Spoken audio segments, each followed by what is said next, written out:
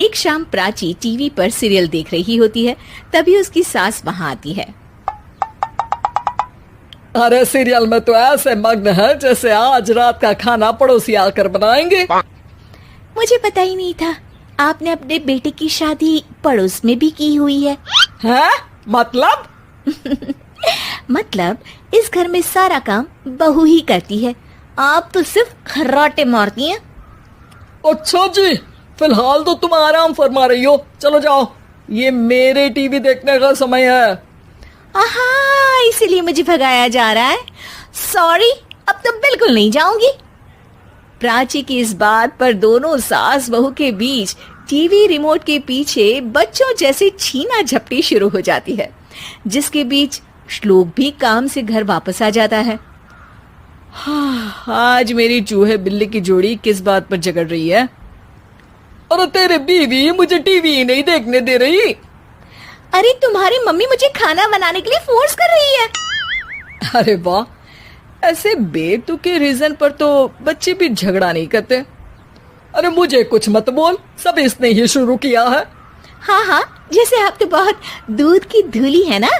अरे बस, दोनों चुप।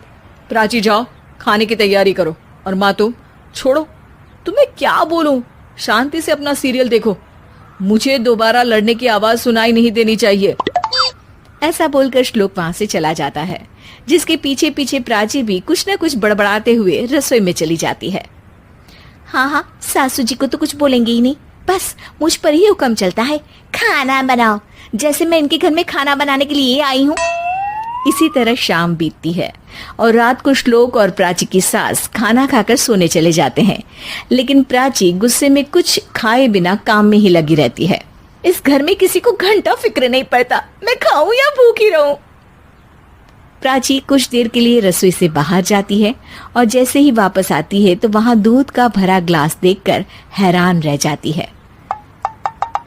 फिक्र पूरी है, बस दिखाना नहीं है। प्राची दूध पीकर सोने चली जाती है और अगली सुबह एक बार फिर सास बहू का कार्टून नेटवर्क स्टार्ट हो जाता है। ये तुमने ही किया है। अरे अजीब जबरदस्ती है, मैं बोल रही हूँ मैंने कुछ नहीं किया। दोनों ने मिलकर पूरे घर को पागल खाना बनाया हुआ है। यहाँ कोई नॉर्मल इंसान तो रह ही नहीं सकता, इसीलिए अब पड़ोसी क्या रिश्तेदार भी घर आने से कतराते हैं। और सुन बेटे, तू भी चंगा, तेरी माँ भी चंगी, तेरी बीवी भी चंगी, रिश्तेदार। हाँ जी, आपको नहीं पता क्या, गंगाधर ही शक्तिमान है, रिश्तेदार ही। हाँ हाँ, बस समझ गया। कभी जानवरों जैसे लड़ेंगी तो कभी जुगलबंदी करेंगी। भाई मैं आप दोनों के बीच में नहीं फंसना चाहता। सास बहू की इस मन मौजी जोड़ी से परेशान होकर श्लोक अपना सिर खुजलाता वहां से चला जाता है।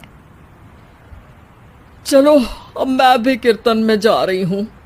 इस पर जैसे ही सास कमरे में अपना पर्स लेने जाती है तो वहां नाश्ते की प्लेट रखी देख मुस्कुराने लगती है और नाश्ता करके घर से बाहर निकलते हुए कुछ पैसे टेबल पर रख जाती है, जिसके कुछ देर बाद सिलेंडर वाला घर आता है।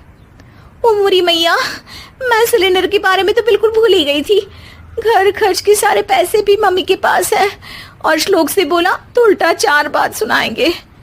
प्राची ये सोच ही रही होती है कि अचानक उसका चेहरा चमक उठता है और वो घर में आकर इधर उधर देखने लगती है।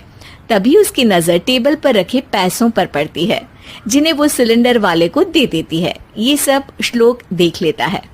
अच्छा बेटे, इतना बड़ा घोटाला, सबके सामने मैं तेरी दुश्मन और पीठ पीछे तेरी मेरी यारी। इस पर श्लोक एक प्लान बनाता है और शाम को सब एक साथ बैठे होने पर बोलने लगता है।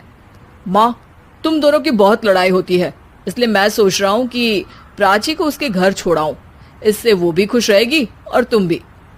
अचानक श्लोक की ये बात सुनकर सास बहू शौक से उसकी तरफ देखती हैं।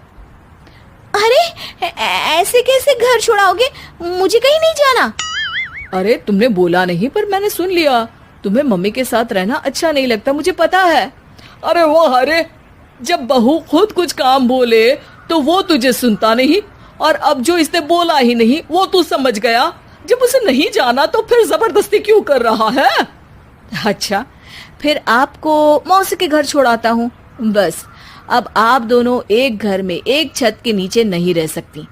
मैं इस टॉम एंड जेरी की जोड़ी को और नहीं झेल सकता। है? ऐसे कैसे नहीं रह सकते? तुम्हें इतनी दिक्कत है तो तुम्हारा बोरिया बिस्तर पैक कर देती हूँ, लेकिन मम्मी जी कहीं नहीं जाएंगी।